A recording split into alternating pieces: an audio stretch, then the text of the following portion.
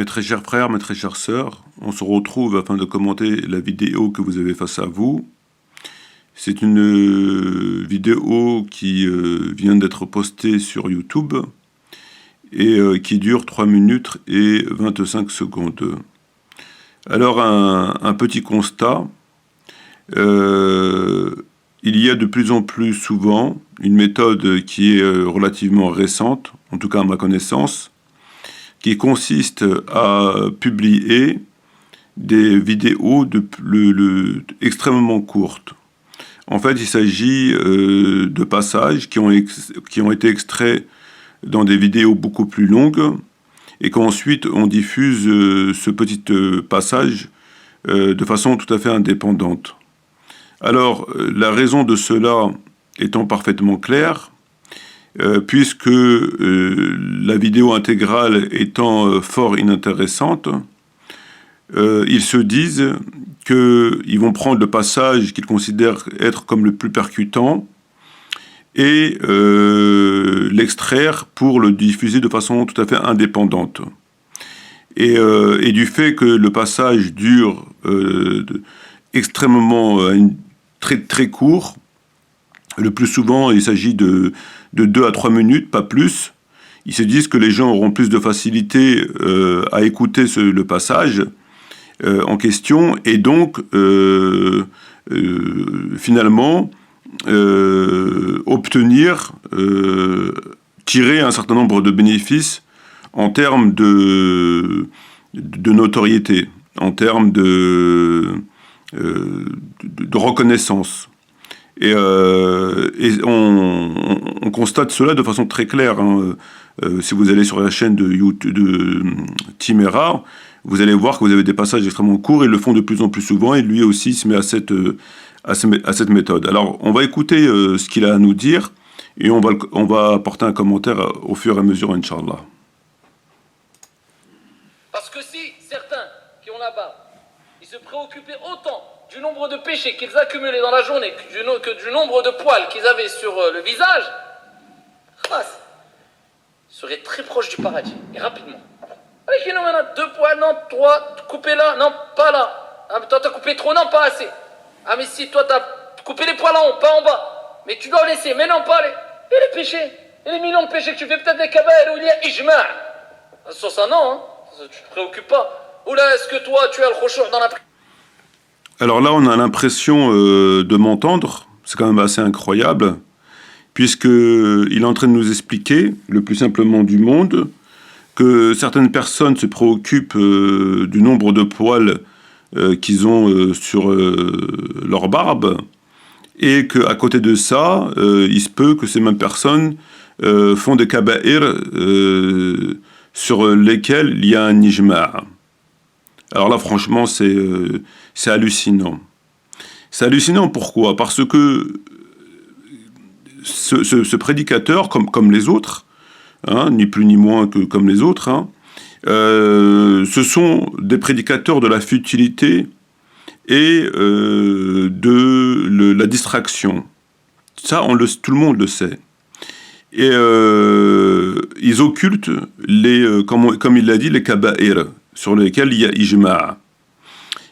Ça va de l'intégration, ça va de la laïcité, ça va de l'islam apolitique, ça va du califat, ça va, voilà, les sujets que j'ai toujours évoqués.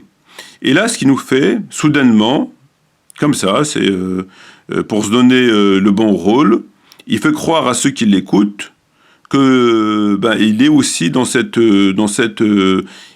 vérité. Il partage aussi cette vérité qui consiste à dire que les musulmans se trompent puisqu'ils s'intéressent aux futilités, en l'occurrence le nombre de poils sur la barbe, et ils font des kaba'ir, alors qu'il est lui le porte-parole de cet égarement. C'est quand même assez incroyable. Quelqu'un qui passe son temps à nous parler de futilité, de choses extrêmement secondaires, à plus forte raison compte tenu de notre situation, qui occulte les sujets qu'on connaît, non seulement qui les occulte, mais qui va plus loin, c'est qui va jusqu'à les contredire. On l'a vu, on l'a revu, hein. Je veux dire, je n'invente rien, ce sont des faits. il vient nous dire comme ça soudainement que voilà, c'est incroyable et ça passe normal. Voilà, ça passe normal quoi. Est-ce que toi, ton cœur, il est sain? Est-ce que toi, tu...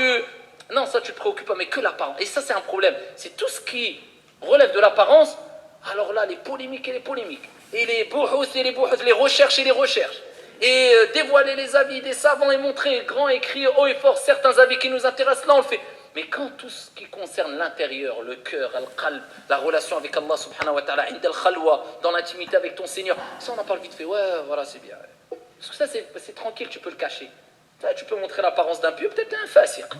Mais là, non, ça dérange parce que c'est l'apparence. Et c'est facile. J'ai l'apparence, oh, c'est bon. Khalas. J'ai certaines portes qui vont s'ouvrir. Et c'est pour ça qu'on voit des contradictions énormes. Je ne généralise pas, mais dans certains comportements. L'ihya, le comportement, si tu ne savais pas qu'il s'appelait Mohamed et que tu ne le voyais pas à la mosquée, tu dis, il est musulman ou pas? Dans certains cas, tellement que c'est choquant certains comportements. Et je peux vous dire, j'en connais des histoires. Et c'est pas une ou deux. Et en France. Et je peux vous dire, à un moment, quand je prenais le téléphone, je décrochais Allah al-Musta'an. C'était des frères qui étaient investis, des sœurs qui avaient le djilbab, etc. Je ne généralise pas. Qu'on ne me dise pas, ils dénigrent la barbe. Moi-même, j'ai la barbe. Mais c'est une réalité. Et on en a fait de ces actes où ils divergent les savants une priorité dans notre vie. Et un acte qui va prouver si on est pieux ou pas. Ajib, certains, j'ai la lahya, ça y est, j'ai fait quasiment tout, j'ai fait la moitié de ma religion. C'est quoi ça? Et celui qui n'a pas la lahya, t'as beaucoup à faire, jusqu'à ce qu'il y ait des gens maintenant. Ils vont écouter un shir parler par exemple. Ah, il taille ça. Attends, il sort sa loupe. Ah si, je crois qu'il taille sa barbe, j'ai vu le poil cassé un peu comme... J'écoute pas mon frère. Voilà, donc là, ce qu'il est en train de faire, en fait, il est en train de retourner sa veste et il est en train de se moquer des gens qui... que lui-même a éduqué, a enseigné, a incité à agir ainsi. Et là, il fait un retournement de situation, il retourne sa veste en critiquant finalement ses propres adeptes. Parce que il croit qu'il va tromper qui avec ce discours? Qui peut aujourd'hui contester que cet énergumène, et plus généralement cette secte, la secte Canada Dry, ça date pas d'aujourd'hui. Enfin, ça date pas d'aujourd'hui, ça date pas de ce Ramadan, ça date d'extrêmement longtemps. C'est une secte qui ne s'attache qu'aux apparences et aux choses secondaires de la religion, et qui passe son temps à critiquer les autres. J'apprends rien à personne. Vraiment, c'est incroyable. Et donc là, qu'est-ce qu'il est en train de nous faire?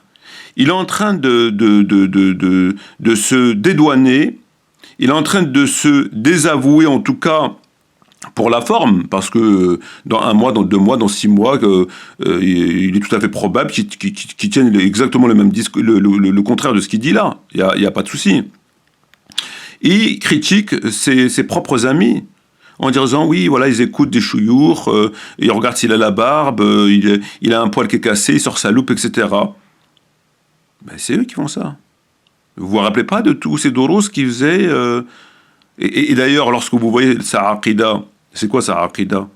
C'est une aqida qu'on connaît. C'est une secte apolitique, c'est une secte qui met tout dans les apparences, c'est une secte qui passe son temps à critiquer les autres en disant lui, il fait pas la prière correctement, lui, il fait pas le ramadan correctement, lui ceci, lui cela, et il se regarde pas.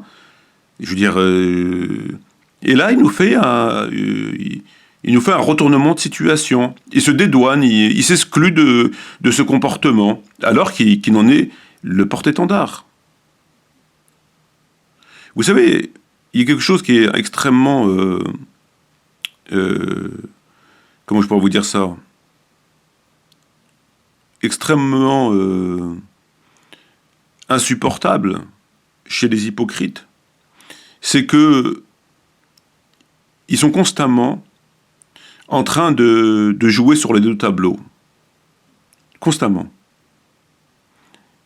Et donc, ça ne m'étonne même pas qu'aujourd'hui, ils viennent nous dire, qu'ils viennent nous tenir ces propos. Ça ne m'étonne même pas. C'est comme si, je ne sais pas, si demain, il y avait véritablement une puissance islamique.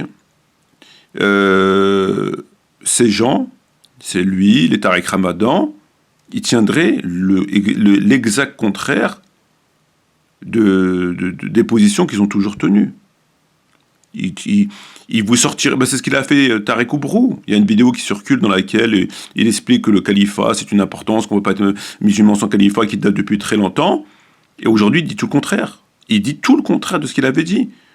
Et là, il nous a fait un petit cours sur la barbe, que des gens qui critiquent, il va tromper qui avec ce genre de discours? Il va tromper qui avec ce genre de discours? C'était pas lui qui critiquait les gens sur un kebab pas deux, et j'en passe et j'en passe. C'est incroyable. Il est devant quelqu'un il va lui parler pendant 5 minutes, il va faire juste un muqaddim à l'introduction, il va dire il a dit quoi, il a commencé le cours ou pas? Et lui sur sa loupe, j'écoute pas parce qu'il a taillé sa barbe. Agib, ici, c'est comme si presque il a tellement de manque de pudeur, s'il avait Al-Qadi Iyad devant lui, il dirait mon frère tu t'es égaré, taqillah. Reviens dans le minhaj. Parce que là t'es parti des salafs. Il est dans 400 de l'Égypte. Mais toi, t'as un problème avec les salafs. Je fais partie des salafs.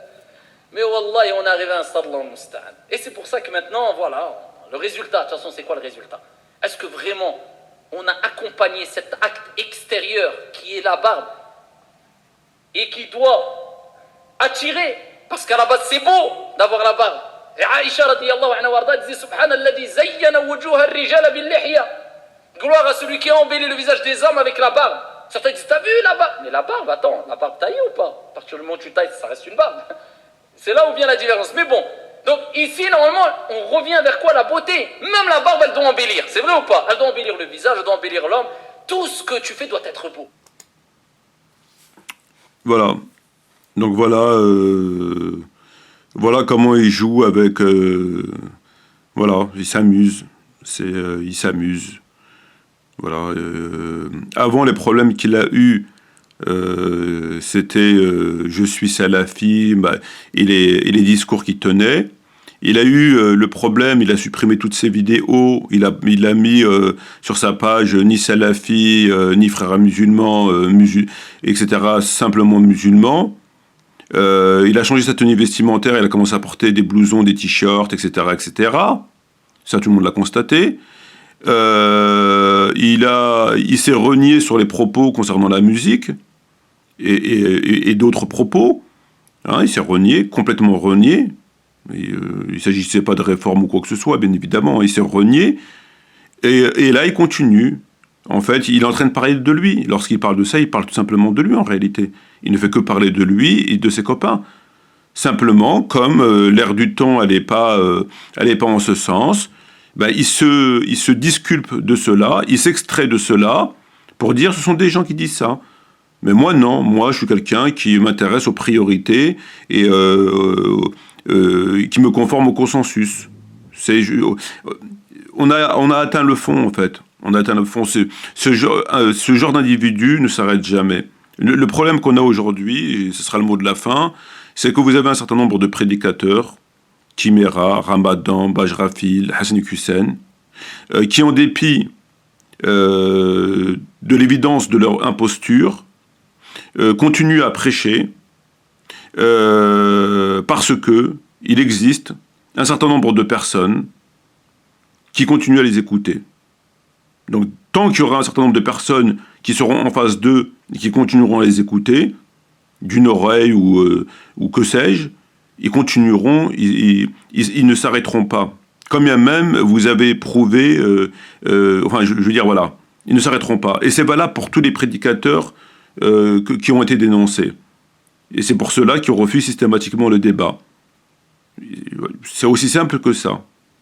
Sur ce, je vous remercie. Wassalamu alaikum wa rahmatullahi wa barakatuh.